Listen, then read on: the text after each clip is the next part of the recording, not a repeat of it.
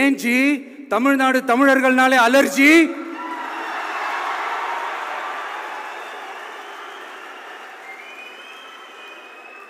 தமிழ்நாட்டிலிருந்து வர ஜிஎஸ்டியே கரெக்டா வாங்கிக்கிறீங்க, ஆனா தமிழ்நாட்டுக்கு பட்ஜெட்ல நிதி ஒதுக்க மாட்டேங்கிறீங்க. இங்க படிக்கிற நம்ம பிள்ளைங்களோட படிப்புக்கு நிதி ஒதுக்க மாட்டேங்கிறீங்க, ஆனா மும்மொழி கொள்கையை திணிக்கிறீங்க. டீலிமிட்டேஷன் என்ற பேர்ல தமிழ்நாட்டோட பார்லிமெண்ட் சீட்ஸ்லையும் கை வைக்க பாக்குறீங்க. ஒரே நாடு ஒரே தேர்தல் நீங்க ஸ்டார்ட் பண்ணப்பவே புரிஞ்சிருச்சு பிரதமர் சார் உங்க பிளான் என்னன்னு, எங்கெல்லாம் எப்படியெல்லாம் எந்த திசைகள் எல்லாம் இந்த நாட்டை கொண்டு போலாம்னு. சார் உங்ககிட்ட நாங்க சொல்லிக்கிறதெல்லாம் தமிழ்நாட்டை கொஞ்சம் கேர்ஃபுல்லா ஹேண்டில் பண்ணுங்க சார். இன்னைக்கு சகோதரர் விஜய் அவருடைய தமிழக வெற்றி கழகத்தினுடைய பொதுக்குழு கூட்டம் நடக்குது. தமிழகத்தில் நிறைய கேள்விகள் நீங்க கேட்டீங்க, சென்னையில் நடக்குது. இன்னைக்கு சகோதரர் விஜயாக இருக்கட்டும், அவரு கூட மேடையில் பேசுறவங்களா இருக்கட்டும், ஒரு விஷயத்தை அவங்க புரிஞ்சுக்கணும். அரசியல் என்பது வெறும் மைக் எடுத்து பேசிவிட்டு கை காட்டிட்டு போறது அரசியல் கிடையாதுங்கண்ணா. களத்துல நின்று வேலை பார்ப்பது அரசியல். நான் சகோதரர் விஜய் அவருக்கு ஒரு சின்ன அரசியல் பாடத்தை எடுக்கிறேன். 1973 கடைசியா டீலிமிட்டேஷன் நடந்த பொழுது, இப்ப நம்ம டீலிமிட்டேஷன் 2026 பேசுறோம். 1973 டீலிமிட்டேஷன் நடந்த போது சகோதரர் விஜய் நல்லா அவங்க கேட்டுக்கணும் அண்ணன், ஏன்னா சில அரசியல் புரிதல் அவருக்கு இருக்கணும்.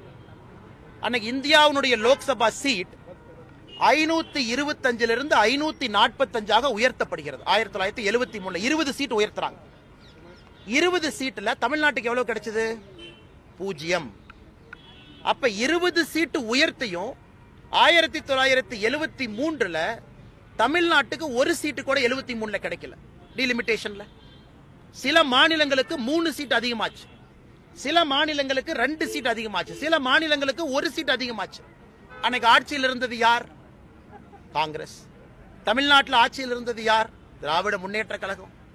அம்மையார் இந்திரா காந்தி அவர்கள் கூப்பிட்ட அனைத்து கட்சி கூட்டத்திற்கு தமிழகம் சார்பாக 73 கூட்டத்துக்கு போனது யார்? கலைஞர் கருணாநிதி ஐயா. அன்னைக்கு திமுக டீலிமிட்டேஷன் கமிஷன் மீட்டிங் 1973 போய் இந்தியாவுடைய லோக்சபா சீட் 20 உயர்த்தப்பட்ட பொழுது கலைஞர் ஐயா தமிழ்நாட்டுக்கு ஒரு சீட்டு கூட வாங்கி கொடுக்கல. அப்ப நாயப்படி விஜய் அவர்கள் குற்றச்சாட்டு வைக்கிறார்னா யாரு மேல வைக்கணும்? இதற்கு முன்னாடி டீலிமிட்டேஷன் நடந்த பொழுது ஆட்சியில யார் இருந்தாங்க? அப்ப தண்ணி விஜய் அவர் யாரு காட்டணும்? காங்கிரசுக்கும் திமுகவும் காட்டணும்.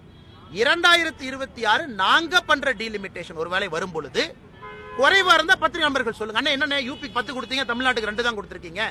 நான் ஆதாரத்தின் அடிப்படையில் பேசுறேன். அதனால சகோதரர் விஜய் அவர்கள் பேசும்பொழுது ஒரு அரசியல் புரிதலோடு பேசணும்.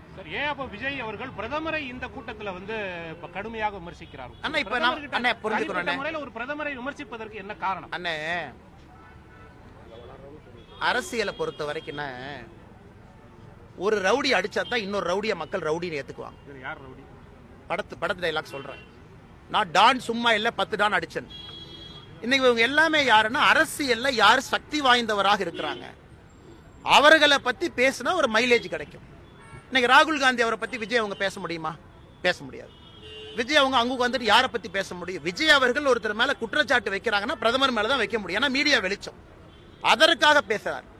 ஆதாரத்தின் அடிப்படையில் பேசினா நான் பதில் சொல்றேன். 1973 டீலிமிட்டேஷன் சொன்னேன். தமிழ்நாட்டுக்கு நிதி கொடுக்கலையும் விஜய் சொல்றாரா? பதில் சொல்றேன் எவ்வளவு நிதி கொடுத்தோம்னு. இது என்னுடைய கடமை. அதனால தொடர்ந்து நான் சொல்லிக் கொண்டிருப்பது. அது மட்டும் இல்ல, இன்னொரு நண்பர் கேள்வி கேட்டீங்க அண்ணே, உங்களை பத்தி டிவி கேல இன்னதோ ஒண்ணு சொன்னாங்க அப்படி. ஆனா சகோதரர் விஜய் அவர்கள் ஒரு விஷயத்தை உணர்ந்தணும். ரெட் ஜெயின் மூவிஸ்க்கு திறப்பு விழா நடத்தினதே சகோதரர் விஜய் தான். குருவி படத்துல சகோதரர் விஜய் அவர்கள் தான் ரெட் ஜெயின் மூவிய தமிழ்நாட்டு மக்களுக்கு அறிமுகப்படுத்தினார். இதான்ப்பா ரெட் ஜெயின் மூவி, முதல் படமே நான் தான். சகோதரர் விஜய் அது மட்டும் இல்ல, ரெட் ஜெயின் மூவி பீஸ்டாக இருக்கட்டும், இன்னொரு படமாக இருக்கட்டும், அதனுடைய ப்ரொடக்ஷன் மட்டுமல்ல டிஸ்ட்ரிபியூஷன் ரெட் ஜெயின் தான் பார்த்துச்சு. நான் ஆதாரத்தின் அடிப்படையில் சொல்றேன். யாராச்சும் ஒருத்தர் எங்க மேல குற்றச்சாட்டு வைக்கிறாங்க, பாரதிய ஜனதா கட்சியின் மீது வைக்கிறாங்கன்னா சகோதரர் விஜய் அவர்களும் அவருக்கு கேள்வி கேட்டுக்கணும். ரெட் ஜெயின் படத்தை முதலாக குருவி மூலமாக தமிழ்நாட்டுக்கு அறிமுகம் செஞ்சது யாரு?